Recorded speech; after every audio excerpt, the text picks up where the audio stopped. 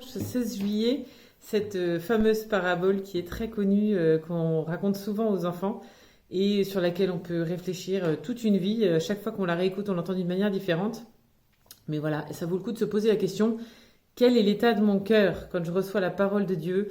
Alors, on rentre jamais dans une seule case, on est un peu les ronces, on est un peu le chemin, on est un peu la bonne terre, j'ose espérer, on est un peu les cailloux, mais la métaphore avec la graine est merveilleuse parce qu'on voit bien que le Seigneur, dans sa nature, a donné une générosité extraordinaire.